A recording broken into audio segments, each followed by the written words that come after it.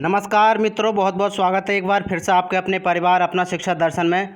और देखिए, आज जो बीएड एंट्रेंस एग्ज़ाम 2020 का जो फर्स्ट शिफ्ट का पेपर हुआ था, उसके कुछ एनालिसिस हम आपके सामने लेकर आए हैं। तो उसमें पहला क्वेश्चन पूछा गया था कि भीमसेन जोशी कौन है। ये जो क्वेश्चन का क्रम है वो गड़बड़ हो गया, लेकिन आप लगा लेना।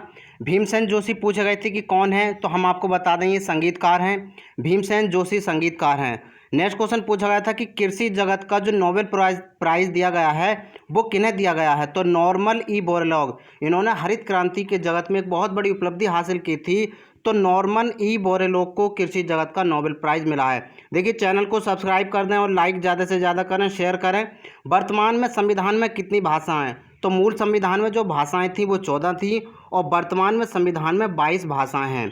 नेक्स्ट क्वेश्चन पूछा गया था कि डोगरी कहाँ बोली जाती है, तो डोगरी आपको पता होगा कि जो जम्मू कश्मीर में बोली जाती है। डोगरी कहाँ बोली जाती है? जम्मू कश्मीर की भाषा है डोगरी।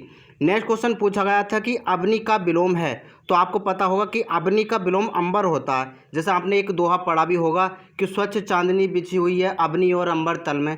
तो अवनी का जो विलोम शब्द होता है, विपरीत अर्थ होता है, वो अंबर होता है। नेक्स्ट क्वेश्चन पूछा गया था कि पृथ्वी के सुकुमार कवि कौन कहे जाते हैं, तो आपको पता होगा कि सुमित्रा नंदन जो पंत हैं वो पृथ्वी के यानी कि प्रकृति के सुकुमार कवि भी कहे जाते हैं। तो इसका राइट आंसर था सुमित्रा नंदन पंत। नेक्स्ट क्वेश्चन पूछा गया था पृथ्वी कैसा शब्द है। पूछा गया था कि पृथ्वी जो एक शब्द है ये कैसा है। जैसे उत्पत्ति के आधार पर हमारे यहाँ 5 प्रकार के शब्द होते हैं, तत्सम, तद्भव, देशज, विदेशज, संकर, इस प्रकार के शब्द होते हैं।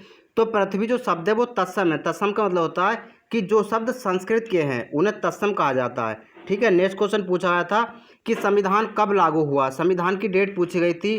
26 नवंबर 1949 को संविधान लागू हो गया था। इसके 16 आर्टिकल लागू हो गए थे। तो राइट आंसर इसका 26 नवंबर 1949 ही है। भारत में जो पिन कोड पूछे जाते हैं, पूछा गया था कि इंडिया में कुल कितने पिन कोड हैं, तो 5 पिन कोड हैं।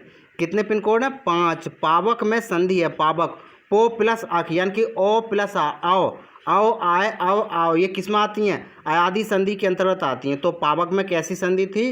अयादी संधि। नेक्स्ट क्वेश्चन पूछा गया था महोत्सव में संधि है, तो राइट आंसर था इसका महा प्लस उत्सव, आ प्लस उ यानी कि आओ, तो इसमें कैसी संधि हो जाती?